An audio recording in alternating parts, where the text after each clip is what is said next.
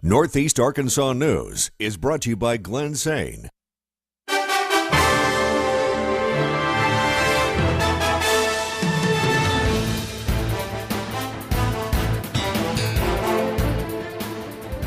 Good evening, and thanks for joining us for your Northeast Arkansas Late News. I'm Josh Egbert. And I'm Meredith Mitchell. The city of Truman gearing up to handle a major blow to the community as Truman EMS prepares to shut its doors for good this week. Northeast Arkansas' Simone Jamison has more on the impact on first responders and how they plan to move forward. The city of Truman loses an option for emergency care this week. Truman Emergency Medical Services confirmed its closing with a Facebook post amidst shock and disappointment. They could not be reached for comment. The Truman EMS will officially close its doors to ambulance operations on Saturday, June 16th. I reached out to both the Truman mayor and the head of Medic One Ambulance here in Truman, who declined an on-camera interview, but expressed their deepest condolences for the closure of this business and for the impact that it will have in this community. Truman EMS is one of two major ambulance service providers for the region, the second being Medic One Ambulance. The closing is expected to shift emergency care and call volumes over to the Truman Fire Department. Fire Chief Revis Kemper says his team is prepared for the increase. The fire department does provide basic medical service on the first responder level. So as far as medical coverage and ambulance being available, we're still covered. It's not going to change. We have 6 paid firefighters. 4 of those firefighters work 24-hour shifts.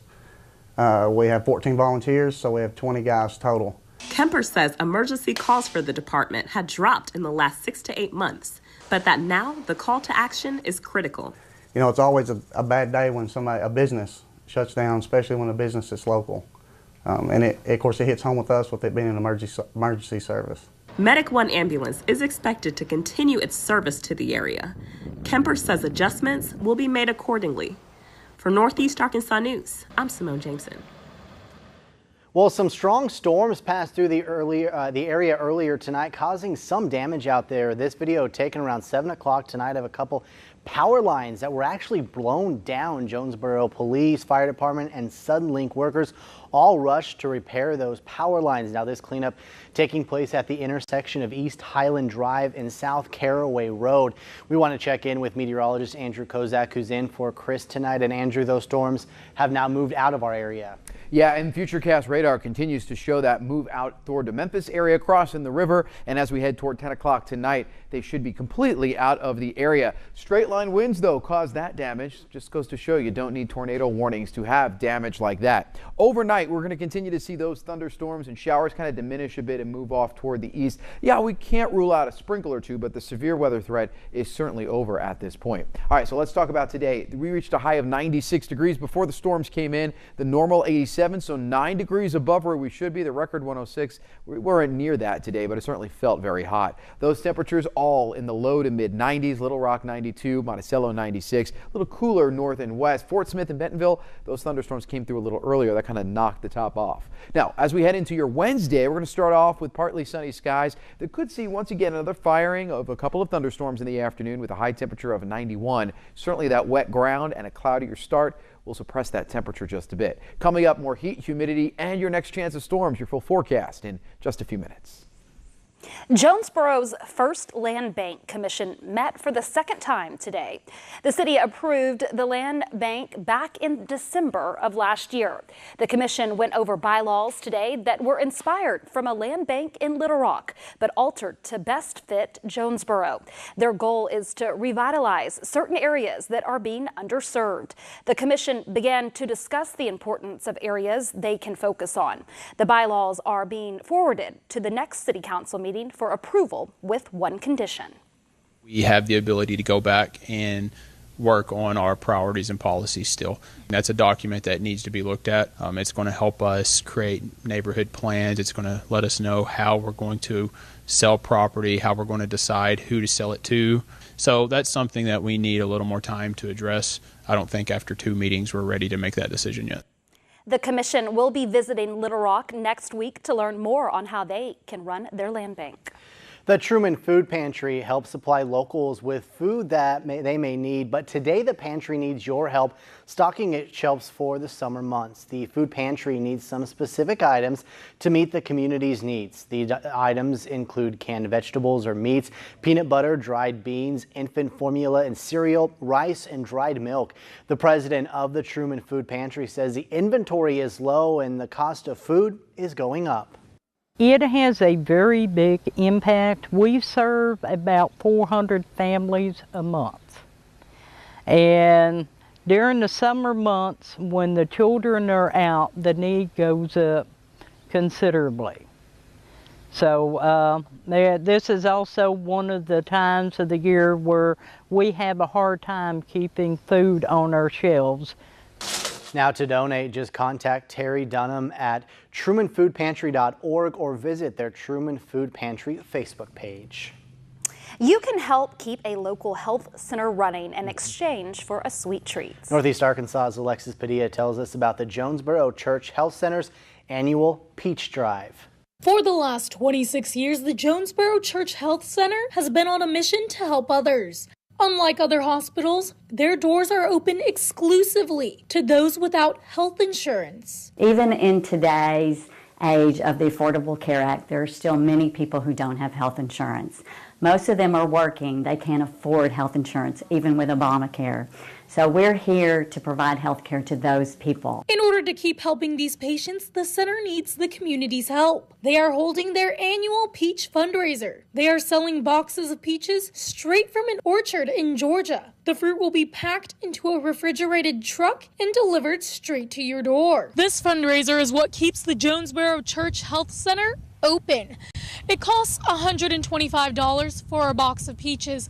While the price is high, it's the only fundraiser the center has, and it only comes once a year. I mean, if we did not have this peach drive and we weren't as successful as we are each year, our doors would not be able to stay open. It's what sustains us. They are hoping to sell 530 boxes. While the peaches will not be here until August, the deadline to order is on July 15th. Since majority of the workers are volunteers, all the funds raised go towards supplies. Flu vaccinations or diabetes test strips or just something like that, like all of the materials we need to be able to provide our patients health care. That's where the money goes towards. For Northeast Arkansas News, I'm Alexis Padilla. And you can order your peaches by calling the health center or online at jonesborochc.com. Jonesboro's Human Development Center is looking to gardening as a way of improving the quality of life for those with intellectual disabilities across the state. The center hosted a garden tour with leaders of disabled communities across Arkansas. They gave a perspective on how they can advance the quality of life for individuals with special needs using horticulture. Activities include planting, pruning, and recycling. Superintendent Steve Farmer believes that gardening is an effective tool in teaching HDC residents independence. We're trying to move people from the most restrictive environment to the least restrictive environment. But along with that, we would like them to have the skills to maintain that lifestyle. The Human Development Center provides housing, speech therapy, and full-time nursing for 108 disabled individuals. Well, as Andrew mentioned a few minutes ago, temperatures are expected to be hot later this week and humid, and you may need to take some precautions to stay safe outside. Dr. Ryan Stanton has some tips in this week's edition of What's Going Around. I'm Dr. Ryan Stanton, and it's time to find out what's going around. With high temperatures and outdoor activities, we are seeing heat-related conditions landing in the emergency department. Whether it's those that work out in the heat or those spending a little too much time in the sun for fun, the heat can have serious risks and can be our enemy. The risks of heat-related illness include minor conditions such as heat cramps, all the way up to the potentially fatal heat stroke. All of these depend on heat, exposure, hydration, and our body's ability to maintain temperature control. When working or play out in the heat, it's very important to start off hydrated. Hydrate throughout the day, take frequent breaks, and seek respite if you start to feel poorly. Those at highest risks are going to be the very young, elderly, and those not accustomed to the heat, as well as those with medical conditions or medications that make them more prone to heat-related illness. Heat-related conditions are a progression as the body's normal systems become overwhelmed, eventually resulting in symptoms and complications. The biggest risk is heat stroke, which is a complete overwhelming of the normal regulatory systems with significant fever, dehydration, disruption of normal function, and altered mental status. The confusion or altered mental status is the hallmark of heat stroke and signals that the patient is at significant immediate risk. The challenge is that heat stroke makes the victim unable to recognize the symptoms or seek help. This is a situation where those nearby must recognize and take quick action. This is especially true when dealing with sensitive populations such as the elderly and shut-ins that may not have adequate air conditioning or loss of power in their homes. As the mercury rises, so do the risks of heat illness, and we must take every step to protect ourselves and those around us. You can join the conversation at our What's Going Around page on Facebook or at Everyday Med on Twitter. Until next time, I'm Dr. Ryan Stanton, and that's What's Going Around. Well, still to come tonight, President Trump and North Korean dictator Kim Jong-un wrapped up a summit in Singapore. They agreed to start denuclearizing the Korean peninsula, what that agreement means, and reaction from lawmakers. And after a round of showers and thunderstorms that even caused damage tonight across the Jonesboro area, we're finally starting to see that move off toward the east. A look at your Futurecast radar and a look at your 7-day plan. Your forecast is on its way.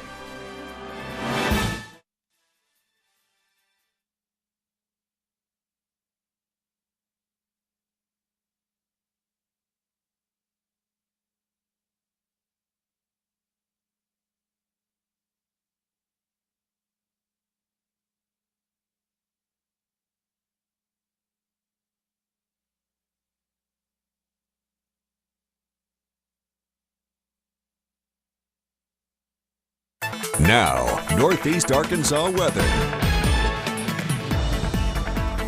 Good Tuesday evening, meteorologist Andrew Kozak here. No doubt a pretty busy late afternoon and evening with showers and thunderstorms that move through the area. Now, of course, we're watching them move off toward the east. So take a look at the time there. In the middle of the night, we'll still be watching them across portions of West Tennessee into the Memphis area.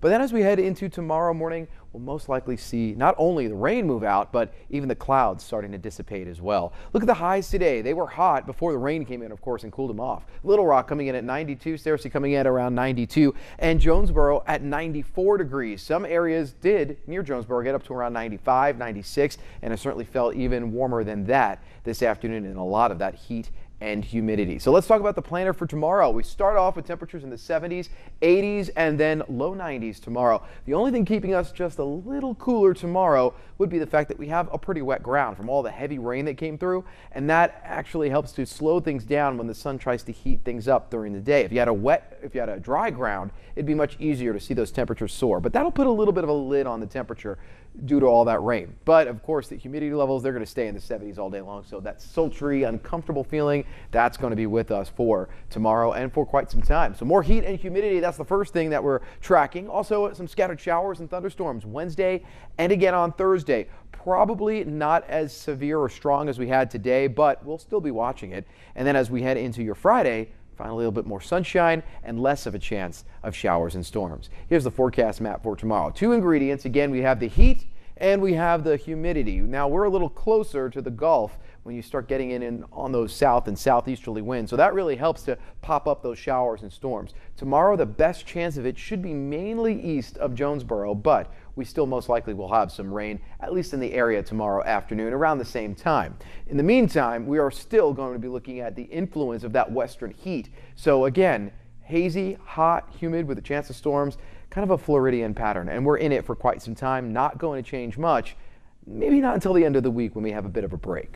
Overnight tonight, Paragould 74, Jonesboro 75, Truman coming in at 75 degrees, Corning 74. For everybody, partly cloudy, kind of a humid evening once again, and most of us will definitely need the air conditioning. It will feel closer to 80 degrees pretty much the entire evening. So again, tomorrow to plan things out, first thing in the morning, 77, around 7 o'clock, partly sunny skies, just a slight chance of a shower, maybe a rumble of thunder in the early afternoon. We're going to say between a 30 and 20% chance, probably diminishing a bit toward 5 o'clock. A few showers and thunderstorms. Again, your high temperature, 91 degrees. All right, here's a look at your 7-day plan. Now, we're going to start things off, of course, pretty warm tomorrow, but as we head into the next few days after that, we get even hotter. We're talking sunshine on Friday, but the trade-off, will be without any clouds or showers to cool us down. We're just going to soar right back up into the mid-90s. 95 will feel closer to 100 to 104 on Friday. Now, the rest of the week's forecast and weekend forecast looks like this. Saturday, even hotter. I think Saturday is going to be one of those days where it's just going to be downright dangerous to be outside for any long amount of time. If you work outside or anything like that, stay inside. Next week, we start to cool off a bit, but we keep it in the 90s, overnight lows in the 70s. Say find any pool or air conditioner you can get your hands on and stay there. Yeah, it's not fun to be outside, especially early this weekend. All right, Andrew, thanks so much. We'll stay with us. There's still more to come tonight here on Northeast Arkansas News. Capitol Hill is responding to the historic meeting between President Trump and North Korean leader Kim Jong-un. I'm Nikki Batiste at the White House with the reaction, which is both hopeful and cautious.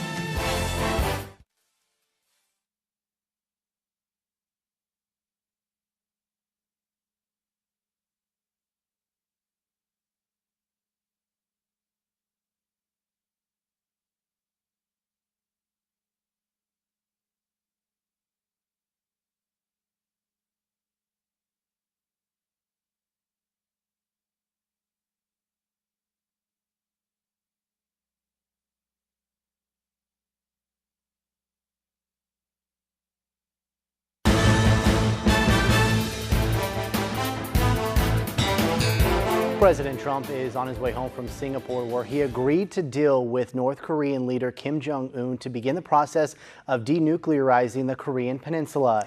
Nikki Batiste is at the White House with reaction to the deal. President Trump and North Korean dictator Kim Jong-un have signed an agreement to begin the process to denuclearize the Korean peninsula. We also agreed to vigorous negotiations to implement the agreement as soon as possible. And he wants to do that. Lawmakers on Capitol Hill are cautiously hopeful. It's just the beginning. Yeah, it's kind of an agreement to continue talking, and which I said earlier, as long as you're talking, you're not fighting, and that's a good thing. It's a welcome improvement to see the two of them having a dialogue rather than engaging in name-calling and saber-rattling. This is not the first time North Korea has agreed to end its weapons program, as some on Capitol Hill were quick to point out. Previous presidents, both Republican and Democrat, have gotten exactly the same thing, a commitment for denuclearization without having to give up the prestige of the United States on the world stage and stand side by side with one of the worst dictators, worst human rights violators in the world. But one thing lawmakers on both sides of the aisle agree on, the president is now responsible for the outcome of the agreement. He has put his entire presidency on the line here. So if he capitulates, if North Korea backs out of a deal, if they cheat and he does nothing about it, that's going to be the end of his foreign policy. And some are leery of the U.S. working with Kim Jong-un. Working with him is like trying to hand feed a shark. You can do it, but you have to do it very, very carefully. The U.S. and North Korea say they will continue their dialogue. The North Koreans also agreed to return the remains of American service members lost in North Korea during the Korean War. A major merger announcement today. The $85 billion purchase by AT&T of Time Warner has been ruled legal by a federal judge. The decision clearing the way for a deal that will give the pay TV provider ownership of cable channels such as HBO, CNN, and TBS, as well as the Warner Brothers film studio. The Justice Department suing last year to block that merger, citing concerns that AT&T, who owns satellite television provider DirecTV, could charge rival distributors more than Warner content, which would mean higher prices for customers. Coming up, the A-State basketball programs released their conference schedules today. Nick has those details. Plus, the Razorbacks are headed to the College Baseball World Series. That story straight ahead in sports.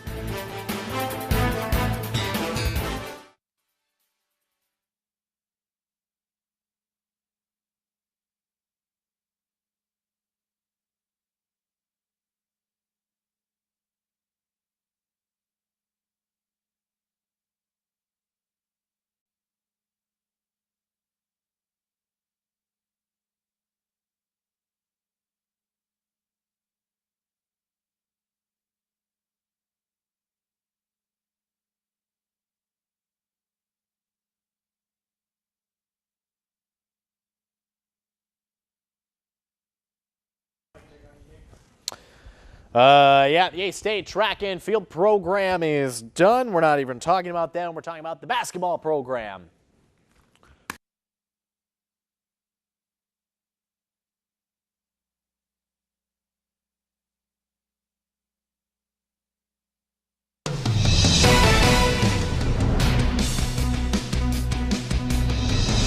Good evening, everyone. I'm Nick Frank. The 2017-18 athletic season officially over for Arkansas State. Kalea Carr made sure to make it count, closing out the Red Wolves athletic season with an All-American finish. Now it's time to start looking ahead towards next year. Today, the A-State basketball programs both announced their conference schedules.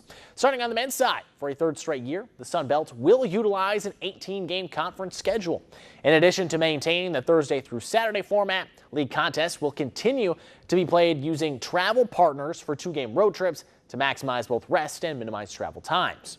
The Red Wolves will open this year's conference slate on the road against Louisiana, then will return home for their opener against South Alabama. The annual matchup against Little Rock scheduled for February 2nd and 23rd. Now, the women's conference schedule also released today. Like the men, the ladies will also have an 18-game schedule. The Lady Red Wolves is a mirror image of the men's, so they'll open conference at home against Louisiana and will play Little Rock on the same dates. One change coming to the Sun Belt Conference tournament format is that the top 2 seeds will get byes to the semifinal rounds. 3 and 4 seeds will get byes to the quarterfinals, while the 5 and 6 will get a bye to the second round. For the 9th time in program history and 5th time under head coach Dave Van Horn, the Arkansas Razorbacks headed to the College Baseball World Series. The Hawks got the offense going early, never looked back in a double-digit win over South Carolina, and they got it all started in the first inning. Luke Bonfield ripped a single through the right side. That brought home the first of his 4 RBIs on the night, and the Hogs jumped out in front. Next batter was Carson Shady. He delivered a no-doubt 3-run bomb to left. Arkansas put up 5 runs in the first, rolled to a 14-4 win. Hogs head into the College World Series, where they're slated for a matchup against Texas on Sunday. The final team to punch a ticket to the College World Series was Florida. This is a highlight I've been loving to show all day. Late last night, bottom of the 11th, the Gators and Auburn were tied at 2. Austin Langworthy hit the game-winning walk-off home run that went off the glove of the right fielder and then over the fence. Heartbreaking way for Auburn to lose. Thrilling way for the Gators to win. If the Hogs and Gators both win, they'll meet up in the second round. The U.S. Open will return to Shinnecock Hills this weekend for the first time since 2004 for the U.S. Open. And while most eyes will be focused on Tiger Woods, another big storyline will be Phil Mickelson. The U.S. Open, the only major championship that the 48-year-old hasn't won yet in his career. Mickelson this week talked about what he expects from the course. This is the certainly my favorite, one of my favorite courses. It's the best setup, in my opinion, that we've seen. And the reason I say that is all areas of your game are being tested. There are some birdie holes. There's some really hard pars. There's some fairways that are easy to hit, fairways that are tough to hit. The chipping and short game around the greens are going to be a huge factor this week. And I feel like your short game is going to be challenged. Putting will be challenged, as well as ball striking, irons, driver. I feel as though the luck of a course has been taken out as much as possible to where skill is the primary factor. I think we're going to have a great leaderboard and a great tournament.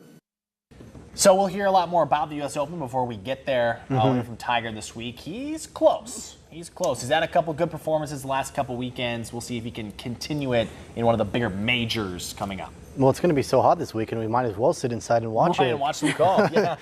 Sounds like a great idea to me. Yeah, it is. Nick, thanks. We're back right after this.